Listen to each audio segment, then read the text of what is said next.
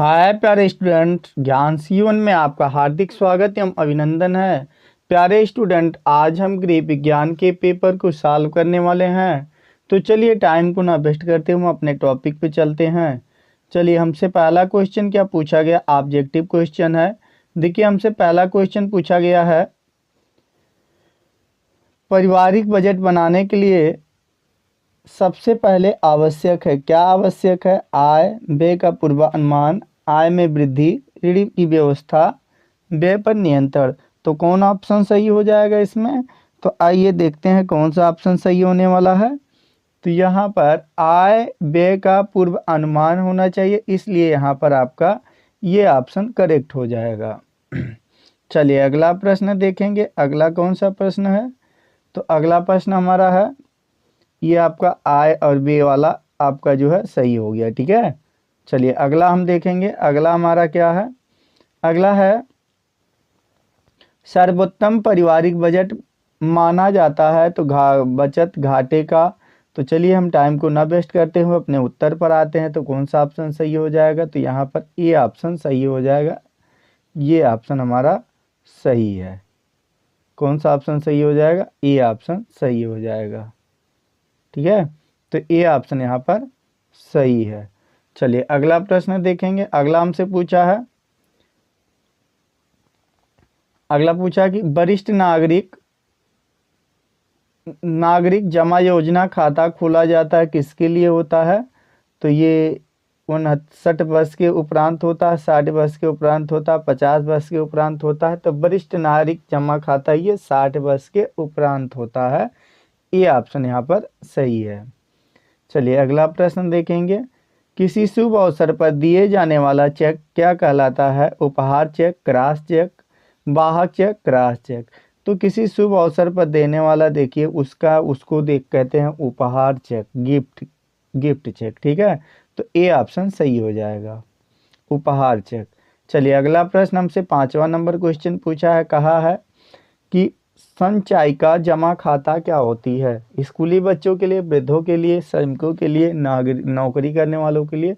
तो संचयिका जमा खाता जो होता है ये स्कूली बच्चों के लिए होता है, इसलिए यहाँ पर आपका ये ऑप्शन आपका सही होने वाला है, हो जाएगा। ठीक है, तो ये आपका सही हो गया, ये ऑप्शन यहाँ पर सही है।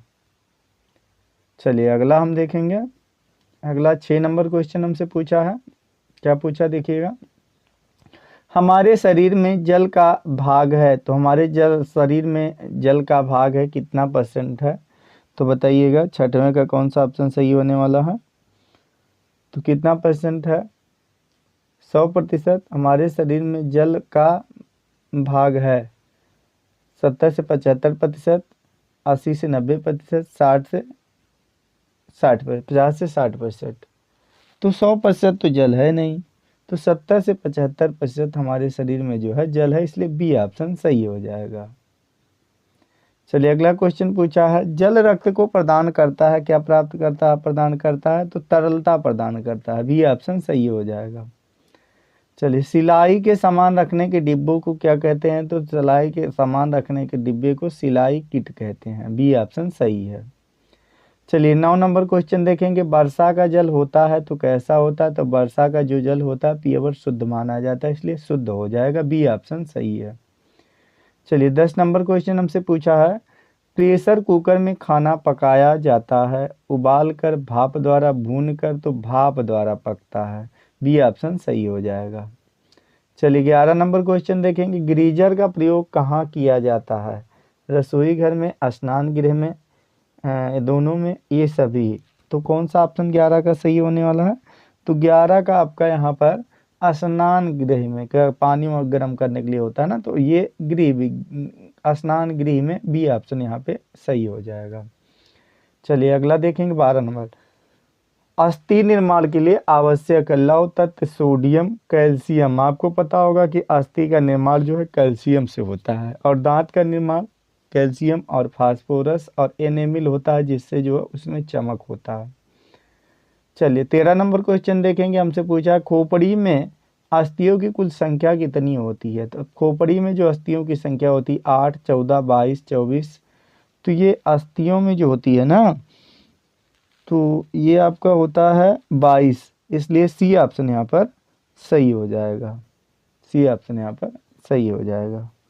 ठीक, चलिए अगला क्वेश्चन देखेंगे हम। अगला क्वेश्चन हमारा कौन सा ऑप्शन है? 14 नंबर। अस्थि भंजन में होती है, क्या होती है? साधारण पीड़ा होती है, सहनीय पीड़ा होती है, असहनीय पीड़ा होती है, पीड़ा नहीं होती है। तो कौन सा ऑप्शन सही हो जाएगा 14 नंबर का? तो 14 नंबर का आपका यहाँ पर असहनीय पीड़ा होती है, बहुत दर्द होता है। ठीक है, तो सी ऑप्शन सही हो जाएगा। चलिए अगला प्रश्न देखेंगे। किस टूट में अस्थि अनेक टुकड़ों में टूटती है? संयुक्त टूट में, पेचीदा टूट में, बहुखंडी टूट में, पचड़ी टूट में। तो ये आपका हो जाएगा बहुखंडी टूट में। सी ऑप्शन सही हो जाएगा। चलिए 16 नंबर क्वेश्चन देखेंगे। तो 16 नंबर क्वेश्चन हमसे पूछा है, क्या पूछा है देखिए। 16 नंबर पूछा, आय व्यय में संतुलन बनाए रखने के लिए किसकी आवश्यकता होती है? बचत, ब्याज, बैंक, बजट। तो कौन सा ऑप्शन सही हो जाएगा 16 नंबर का? तो ये आपका बजट सही हो जाएगा, इसलिए यहाँ पर डी ऑप्शन सही है। चलिए अगला देखेंगे। 17 नंबर क्वेश्चन पूछा है, कौन सी बचत की मुख्य मद नहीं है? भोजन, शिक्षा, मकान, फैशन। फैशन, देखिए फैशन आप चाहे जितना कर लें, देखिए कहते हैं कि मन जो होता है चंचल होता है और मन कभी भरता नहीं है। ठीक है, और आवश्यकताएं जो होती हैं आवश्यकताएं सीमित नहीं है, असीमित हैं। तो इसलिए फैशन आपका ये आपका जो है मुख्य मद के अंतर्गत नहीं आएगा। 18 नंबर क्वेश्चन देखेंगे। जल की आवश्यकता होती है कृषि में, कपड़ों की धुलाई में, भोजन बनाने में, ये सभी। देखिए जल का प्रयोग आप हर जगह करते हैं, किसी जगह हर जगह जल की ज़रूरत है, बिना जल का चलने वाला नहीं, इसलिए डी ऑप्शन सही हो जाएगा, ए सभी। देखिए कटाई से पहले कपड़े पर चिन्ह लगाने के लिए प्रयोग किया जाता है, तो किस चाक का? खिड़िया का, पेंसिल का, सलेटी का, मिल्टन चाक। तो इस पे डी ऑप्शन सही हो जाएगा, मिल्टन चाक। मिल्टन चाक क्यों किया जाता है? कि मिल्टन चाक जो होता है ये आसानी से मिट जाता है। चलिए अगला प्रश्न देखेंगे। 20 नंबर पूछा है, सिलाई करते समय आवश्यकता पड़ती है किसकी? मिल्टन चाक की, सुइयों की, कैंची की, इन सभी की। सबकी ज़रूरत होती, बिना सभी का सिलाई आप नहीं कर सकते हैं। तो डी ऑप्शन आपका सही हो जाएगा, इन सभी की। चलिए 20 नंबर क्वेश्चन हमसे पूछा है, 20 हो गया, 19 भी हो गया। अब चलिए हम आते हैं लघु उत्तरीय, अति लघु उत्तरीय प्रश्न पर। इसको थोड़ा छोटा करके लिखना है। ठीक है, तो 2-2 नंबर का क्वेश्चन है ये सब 2-2 नंबर का पूछा जाएगा। देखिए पूछा, मानव शरीर में कुल अस्थियां कितनी होती हैं? तो आपको पता है कि मानव शरीर में कुल अस्थियों की संख्या जो होती है 206 होती है। बचत के 4 मुख्य उद्देश्य बताइए। बचत के 4 मुख्य उद्देश्य बताइए। तो बचत के 4 मुख्य उद्देश्य आप अगले वीडियो में पढ़े होंगे, वहां से जाकर देख लीजिएगा आप किस तरह से बचत कर सकते हैं। ठीक है, चलिए अगला क्वेश्चन है, जल प्राप्ति के मुख्य स्रोत कौन कौन से हैं? तो मुख्य स्रोत कौन है? देखिए नदी है, तालाब है, ये हो जाएंगे। अगला प्रश्न देखिएगा, हैदराबादी चूल्हे की क्या विशेषता होती है? तो हैदराबादी जो चूल्हा होता है इससे प्रदूषण नहीं होता है।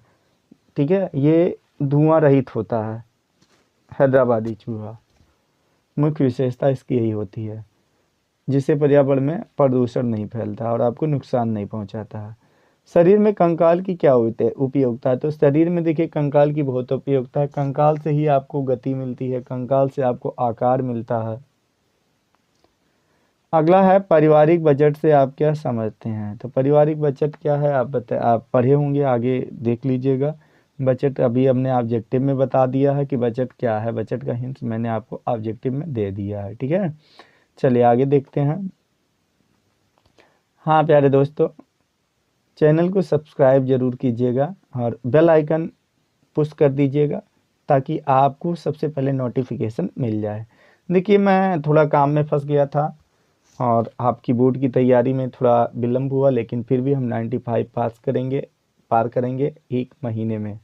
तो आज से आपको इम्पोर्टेंट क्वेश्चन मिलना शुरू हो जाएंगे। आप लोग जो है जुट जाइए और अपने दोस्तों को भी बता दीजिए और तैयारी ताकि हम लोगों का अच्छी हो जाए। चलिए अगला प्रश्न देखेंगे। तो अगला क्या हमसे पूछा है, लॉन्ग क्वेश्चन देख लेते हैं। लघु उत्तरीय प्रश्न है, सॉरी लघु उत्तरीय शार्ट है। चेक भरते समय किन किन बातों का ध्यान रखना चाहिए, देखिए इसको पढ़ लीजिएगा, आपकी बुक में उत्तर है।